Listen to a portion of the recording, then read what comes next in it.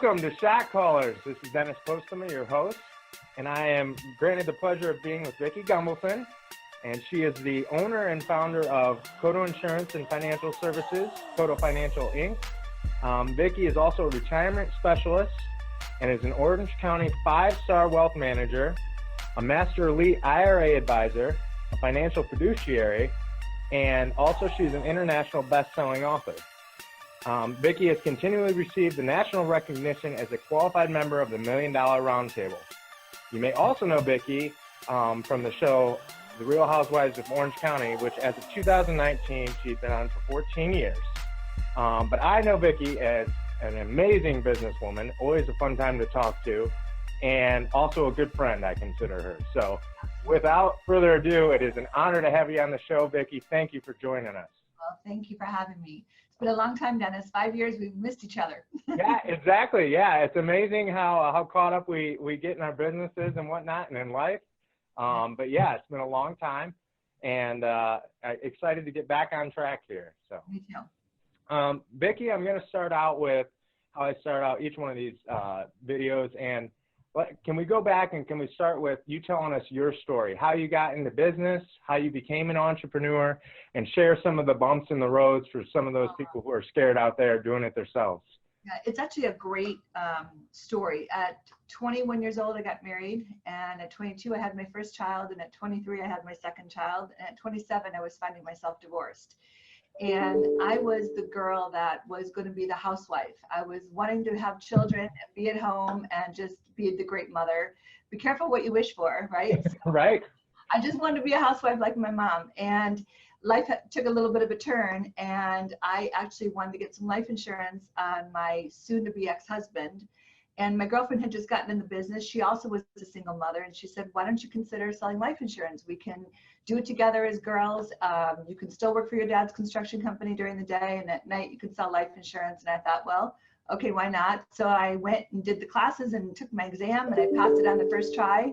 And so I started working for a company called Western Southern Life Insurance. It was a debit business in the suburbs of Chicago, Illinois. Yep. And the first thing they did was they gave me this debit book from Cabrini Green, which is like the worst place possible for a woman to be at night collecting debit businesses. So what you were supposed to do is obviously churn them into, instead of $5 a week, $10 a week, and let's up your insurance.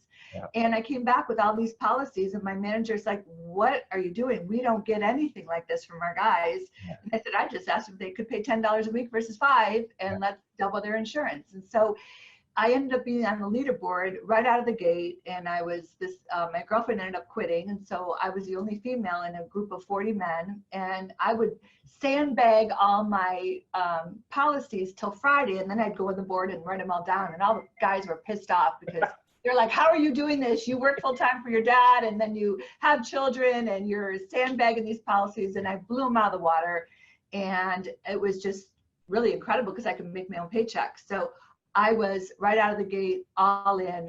3 weeks after I sold my first policy, through the yellow pages. Back then, we didn't have the internet, we didn't have a cell phone. Our cell phones were the size of our desks, and I was going through the A's. My manager said, when you have nothing to do, just dial for dollars. I'm like, I can do that. Dial for dollars, and I got this guy on the phone, and I said, do you have life insurance? I'm just calling people in your area. I've been able to help some of your neighbors. And he said, actually, I don't. I've got 3 little children.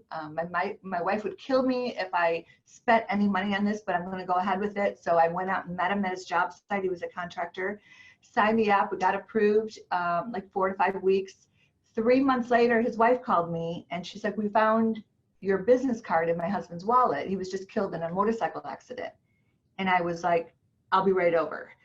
So I drove to her house, and she said, who are you? Do we have life insurance? And I said, I actually just insured your husband 3 months ago. And she's like, am I going to be okay? I don't work. I have 3 babies. And I said, we bought $500,000. Your house mortgage is $87,000. I padded it because I want to make sure we cover his salary of $60,000 a year.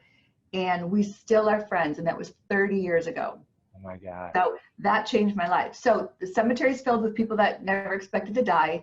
That was where I ended up saying I was home. And 31 years later, I'm still doing it. Wow, Yeah, that's just a little bit awesome. different now. We don't do it, dollar for dollars. We get the internet, we get our other ways of attracting clients. But Yeah. I think really for anybody that thinks it's an easy business, it's not. Yeah. You and I know it is not an easy business. It is not for the faint-hearted. Um, I'm super conservative when it comes to spending, so I know there's going to be bumpy bad months, and I have a reserve always. Yeah.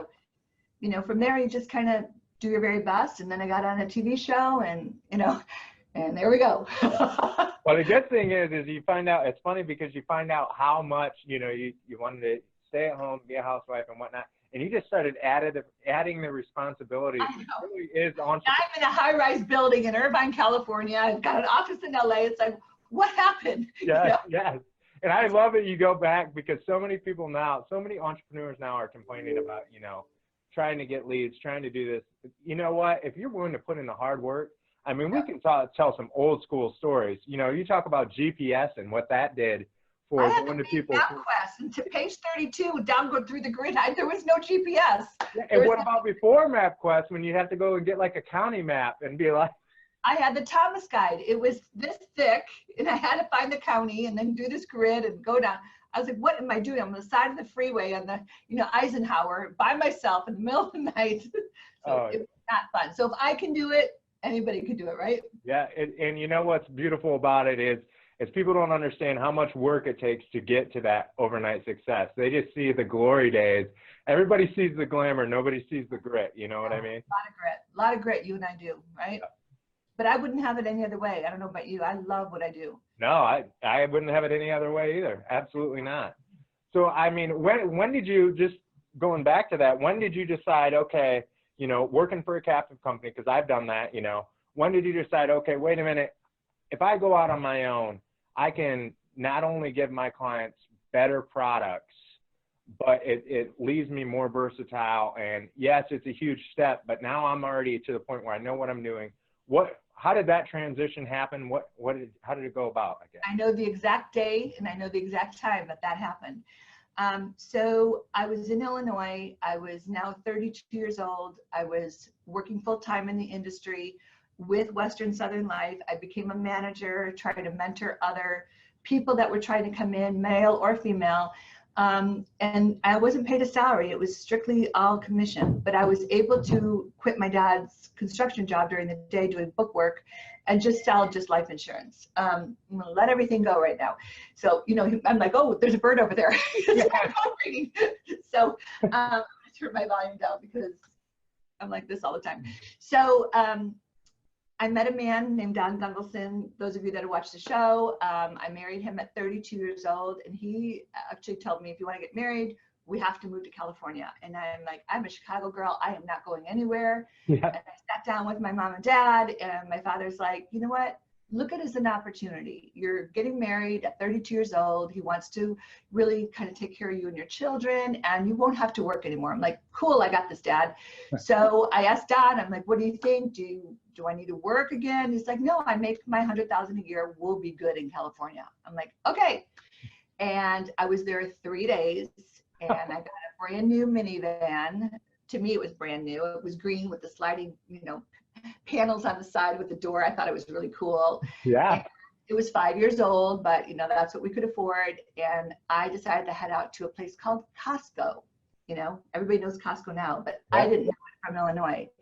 My girlfriend down the street said, you got to go to Costco. And I go, well, I don't know what that is. And she's like, you can buy food, you can buy basketballs, you can buy, linens, groceries, anything you can ever imagine is in this one place. You don't have to go to all these different stores. I'm like, okay. Took my van, went out there, brought Michael and Brianna. They were 7 and 8. They're now 33 and 32. And they were in the carts. And I'm like, oh my God, this place is incredible. I'm buying basketballs and roller skates and pool, wiggle worms and everything I could imagine. The cart was loaded. In fact, I had 2 carts. And I put it in this brand new minivan to me and shut the doors. And I thought, oh God, I don't work anymore. And what's he going to say when I get home with all this stuff? I mean, I bought ice cream and popsicles and corn dogs and anything I could imagine. Like a dream come true, right? And he beat me home from work. And I was panicking. I'm like, oh my God, he's not going to understand this. because I'd never shopped like this in my life. And I think I wrote it in my More Than a Housewife book. It was a Costco story.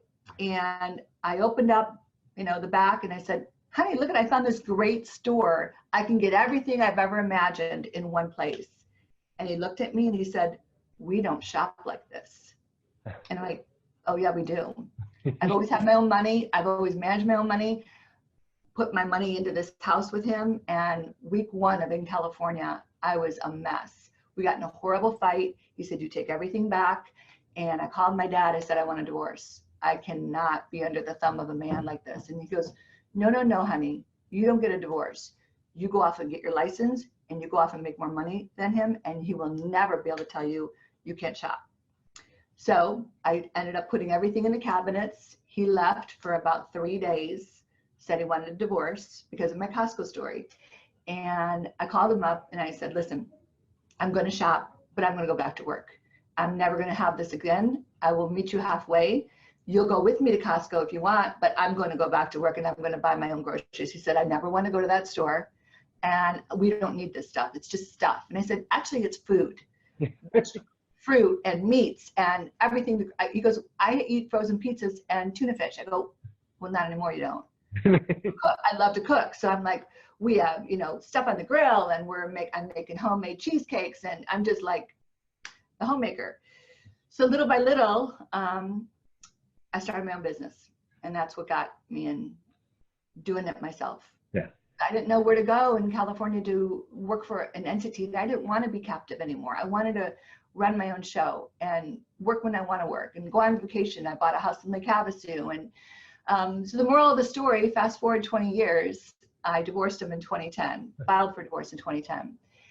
Too much conflict all the time. It was always about money, and it was always about my children. He didn't like my children, and that's a big deal breaker for me. So my kids were in college. He still didn't like them. He called me Miss Samsonite because I had baggage. I'm like, no, they're kids. Yeah. So moral of the story is I had to pay him alimony at the end of this marriage. What a change of events, right? So he got a forensic accountant in my practices and my businesses, and he was able to prove that he was entitled to this lifestyle that I gave him.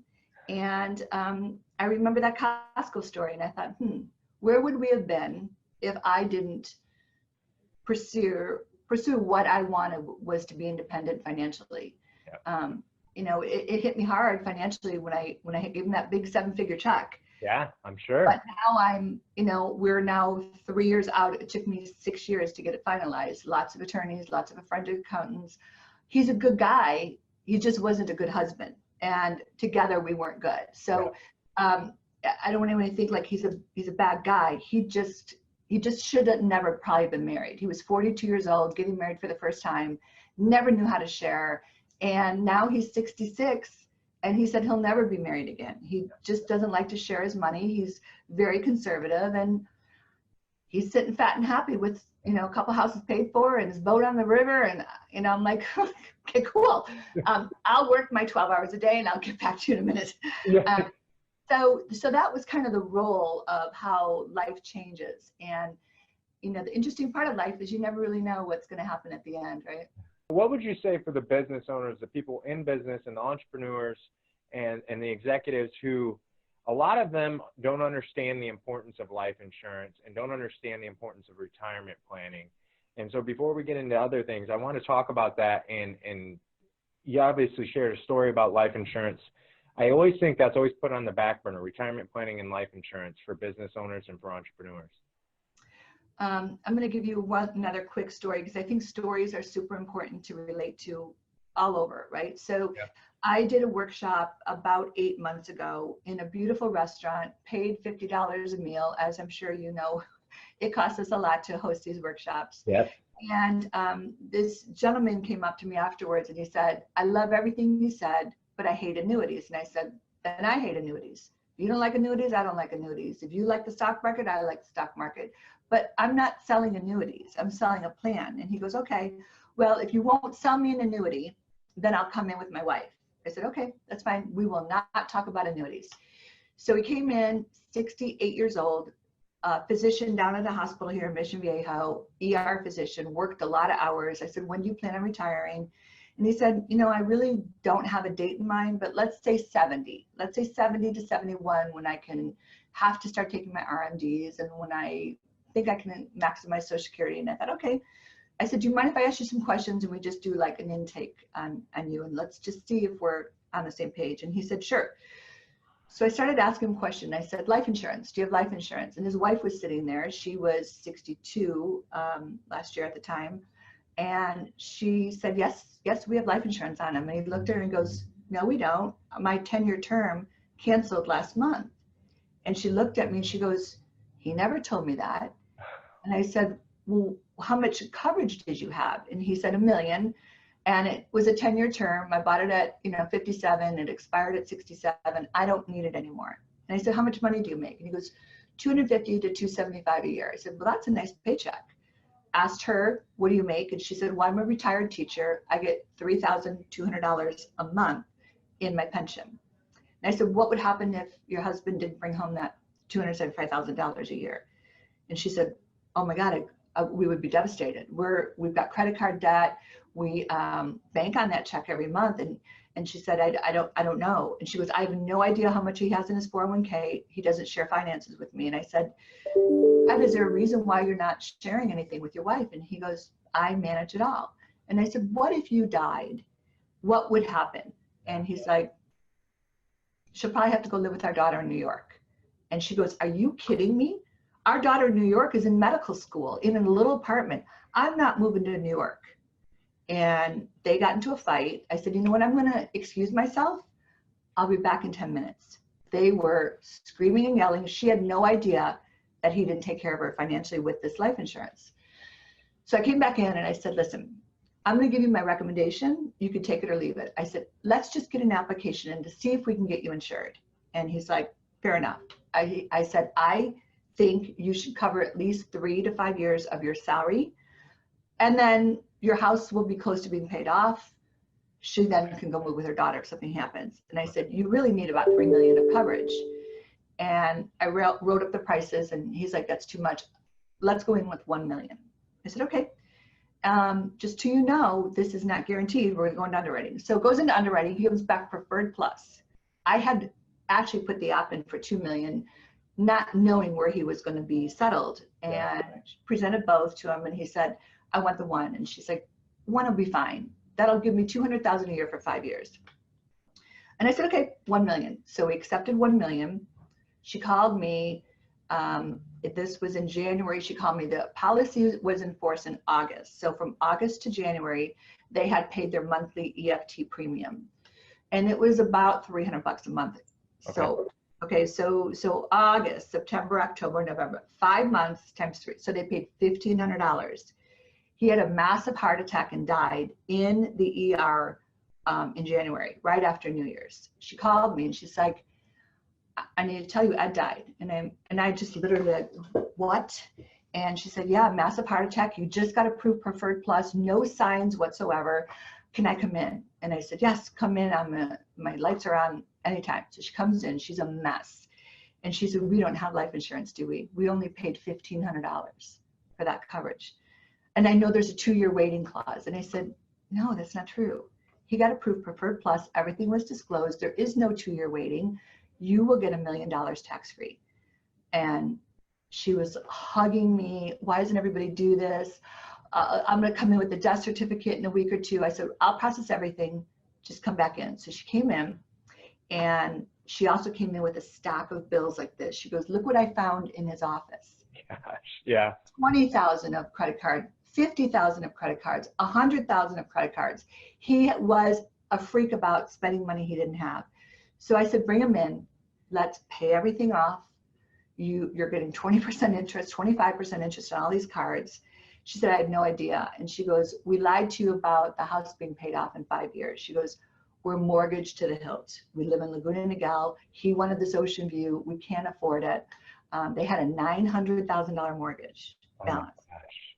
So I said, well, if I would have known this, you should have disclosed this to me. I would have made sure and had him sign that he's going against my recommendations to cover that mortgage, cover 5 years of salary, on and on and on. And she said, well, we didn't know, so what do we do now? And I said, well, you're going to have to sell your house. You're going to have to sell your house. Right. And we're going to get you on a budget, and you're going to get into an annuity where it's going to give you lifetime income. She said, okay, I don't want to ever worry about the stock market. I'm totally different than Ed. And so we did. We put 500 into an annuity. It's giving her about 30,000 a year income. Sold her house. She got into a little condo. She's got her pension, and it's it.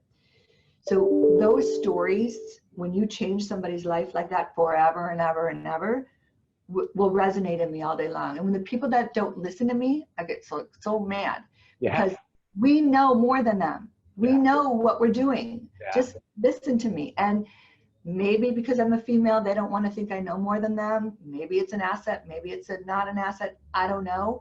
But somehow I've got stacks of files all around here, people that didn't listen to me. And I'm like, how do I get to those people other than continually telling them stories?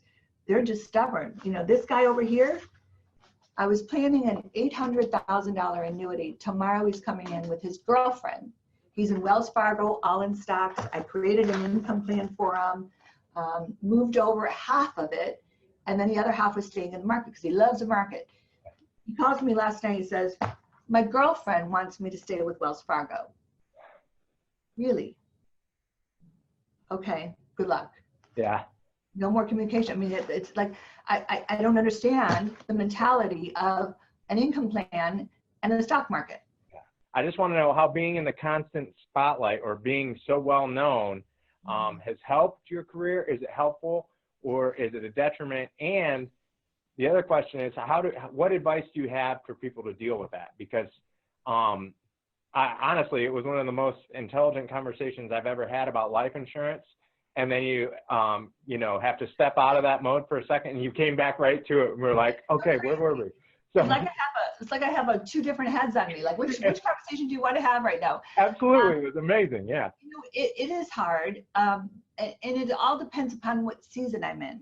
Okay. Gotcha. So when Bravo, at that time that I was dating Brooks, who I believe you met, right? Mm-hmm. I think so. Yeah. Yeah. So he was my bad boyfriend that I left my husband for, basically, because he was filling up my love tank, and he was telling me everything that I wanted to be in life was beautiful and smart, and I'm a 10-talent woman. I mean, he was filling me up from Southern Mississippi. I mean, this guy just had it down. Yeah. And then he said he had non-Hodgkin's lymphoma. And of course I believe him. I'm like, what do we need to do? I'm here for you. I'll take you to, your City of Hope. I'm going to do everything. Come to find out, he didn't have cancer. And he scammed me of hundreds of thousands of dollars. Medical bills I was paying him so he can pay PayPal to, get this scan done. And it was just this huge scam I was in. So the viewers turned on me. Many of them turned on me and said, how can you be an insurance professional when you are in on a cancer scam? I'm like, I got scammed. I was in on it. I got scammed. But the viewers, and the way that Bravo edited it, we were the all-time high, 4 to 5 million viewers. Normally we're 1.5 to 2 million. Okay. Doubled viewership, lots of turmoil, lots of trauma, lots of controversy against me because of Brooks. So that has now been 4 years later. Yeah. But that 4 to 5 years when I was dating him was the funnest time of my life, but it was the most volatile time for my business because the viewers were concerned on, am I an ethical advisor? Yeah. That was tough. And the real reality is no matter how great of an advisor you are and how good you are at what you're doing, if you're a target, there's nothing that can happen. Yeah. You're not bulletproof either. You know what I mean? And you want to always be optimistic and give people the benefit of the doubt. So that could happen to any of us. I mean, good for you for getting through it. They didn't know the truth. I knew the truth, but the way that it was projected. So my business was bumpy during that time. It was bumpy, and I just had to keep pushing on because I know me. Yeah. They didn't know me. They saw me through a TV screen saying, "Oh, okay, well, you have this big business, but you're in on a cancer scam." I'm like, no, I was scammed, and I had to keep persevering. That news was reporting about me. I had everybody in their planet. I had news trucks outside when Brooks revealed that he never had cancer, that he was caught into this lie, trying to have sympathy, and he couldn't get out of it. Yeah. I was on 2020. I was on, Mario Lopez's show. I was on ETV. I was on Access Hollywood. I was on every news station you can imagine. And at the end of the day, it was his word against mine that I knew about it. And that was horrible. That was that was being tested by my good old Lord above, So, and he didn't want to go down by himself, so of course he's going to attach you to it. Wow. Well, he was a scam artist. He scammed me for money, and that was a way for him to do that. Is he didn't have insurance because he said he couldn't afford insurance, and so everything was cash. So I'm paying his child support and keeping him out of jail and paying these fictitious medical bills. Wow. It was. I look back like, am I an idiot? And I'm like, no, I was stupid and in love, and I thought that, he was all that. Yeah. Wow. Well, what? Another story, Dennis. Yeah, absolutely, and that's the best way to get the point across. I mean, what advice do you give? So obviously you persevered, you got past that, your business is doing great, everything's going great. What advice do you give business owners who face adversity? Because I think a lot of them think it's all sunshine and rainbows. Like you just start a business and you're just going to get there and get the fancy car and everything's going to be great. What advice would you give them about facing adversity and getting past it so they don't quit or give up? Right. So I think for me, I always knew that I wanted to be successful, and I never wanted to work for anybody. I am not a good employee. I'm a good employer. I can have the best employees. I have a good staff.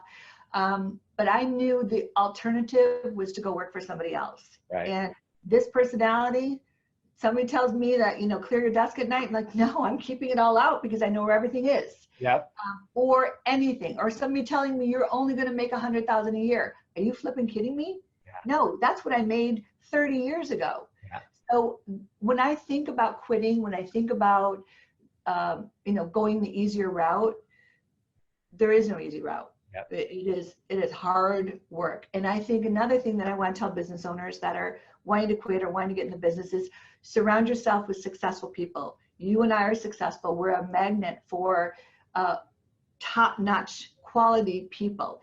Yep. I've had, feeling sorry for people and employed them and they were the wrong employees. Sure. So I think for me, not being partners with anybody is super important to me. I've had a partner in the past that stole from me and, cooked the books. Can't do that. So I'm a one-man shop in regards to ownership, and then I'll hire my team below me. So those of you that are contemplating being a partner, you might work more than your partner, and how are you going to split the profits? How are you going to split the income? That's going to bug you, right? So for me, I can't be partners. It rarely works out. I'm glad you said that because I came from an environment where there were two bosses, and depending on who you talk to, they were partners. You get whatever answer of the day. You get a flavor of the day over here and a flavor of the day over here, and that was in our industry, the financial industry. And you know what? Then when I decided to open up my own place, I'm like, can't do it. Your buck has to stop somewhere, and it's got to be a direct answer. Who does it? And then if I'm working 18 hours, guess what? I reap the rewards. That's the beautiful thing about business. If I work 18 hours and my partner works 4, how can you split? Yeah. Not good. I love what you said about surrounding yourself with good people, because we can bounce ideas off each other all day, completely different side of the country, and we can both reap the benefits. It's about your network and surrounding yourself with successful people. So that's a very good point. Because the bad people can drain you. They can smother you, and they can leech from you, and they can hurt you. But if you're with good people that really I want you to be so successful. I want you more successful than me. I wish you the same for me, so if we have that same in mind and we can continue to do our job really, really well at a very high level, we got this, but if we have somebody dragging us down under the water, wanting to like smush us, it's like, go somewhere else, and leave me alone. But that's the hard part. Our minds can play tricks on us, right? Absolutely. Successful. What is my real job? Is it a TV actress? Is it a financial advisor? At the end of the day, when I lay my head down, I'm a financial advisor, and I can run my plans up against anybody. So TV just was a little bit of an asset for a period of time. It will end someday, Yeah. But it's been a great ride. Yeah. And yeah, it's neat that you don't have to give up on your love to also enjoy other things in life. Right. You know what I mean? Right. That also comes from the backbone of you didn't start in the financial industry yesterday. No. You had no. a base way before you ever were on TV. Right. And it's continued to carry through, and you constantly work. I know you work just as hard as me, and it's all day, every day. So, I mean, it's funny when we're shooting emails back and forth about when we're going to do this and whatnot. And I'm like, I have a half hour right here. This is the only half hour I have. exactly. Yeah. You're like, okay, well, we'll make that work. Sorry about that. Yeah. No, that's perfect. Just one last question. If you could give one piece of advice to the Vicki who started her own business, however many years ago, what would it be? Ooh, I think, first of all, to have a really good business plan, a good marketing plan. You cannot go door knocking. You cannot go through the white pages like I started. You have to have a really proven system on how you're going to attract those clients, whether it's through workshops, postcards, internet. You got to surround yourself with a marketing company that can feed you those leads, because you're going to burn through them super fast. Example is my son, 33, graduated University of Colorado Boulder with a psychology degree, and he realized he didn't want to be in the psychology industry. Right. He didn't want to be a psychologist. He didn't want to be working in a medical facility or anything like that. And he was out looking for jobs, and he called me. He's like, I kind of think I want to sell life insurance. I'm like, what? He's like, well, Mom, you were Friday afternoons going to the river. You were at every baseball game. You were at every cheerleading competition. You were present as a mother, but you showed us that working hard will give us a really nice lifestyle. So I thought, okay, 12 years now in the business he is, and he finally turned the corner, and he's making about 40 grand a month, working from his house in Pacific Beach, working 4 days a week, 3 days a week, internet term life insurance selling. So I said to him, you need to come into the office more from San Diego to Irvine, and you need to know more about what I do. And he goes, why do I want to be stressed out? I'm like, okay, I'll get right back to you on that one. That's a great question. He's a millennial, they don't want stress. They want to just do what they want to do. And, he'll wake up at 10 a.m., make 30, 50 calls, sell half of them, go take a run on the beach, go surfing. Like, he's just, he's got the life O'Reilly. I'm like, yeah. Okay. So internet term life insurance selling, no residual income, but it's a day job. Most of us have a day job anyway. So right. I've kind of been telling him, you need residual income. He's like, Mom, my friend down the street that works for Zillow doesn't have residual income. Yeah. And so if you think about that, eventually he might want to layer on some PNC and other things down the road, but he's super happy. Yeah. And at the end of the day, if he's happy, I'm happy. Yeah, right. Yeah, that's great. And one thing too that I think that you're very good at, and I tell all the people who work with us too, all our agents and advisors, a lot of people that I work with don't understand why we constantly get leads, why we track referrals, and why all those things come our way. Right. The reality of it is you have built a brand. Kodo and Vicki is a brand. It's so you are so established, and so I think a lot of business owners need to understand you have to build a brand, not just be out there working with people. It's a brand. Right. So. Exactly right. So my girl just told me my appointment's here. Okay, no problem. Thank you very much. I appreciate it. Do you have anything to add really quick? Well, we have a lot to talk about after this, but I want to say I'm so proud of you. I mean, really, sincerely, I'm just so proud of you. It's good to know you. I just adore you, and I think the world of you. So keep killing it and taking names, right? Yes, thank you. And I appreciate everything you do, and I appreciate you. Thank you very much. And so let's stay in contact. I want to talk to you about, just different things. So I wish you the very best. Thank you, Vicki, very much for being on the show. We appreciate it. All right, take care.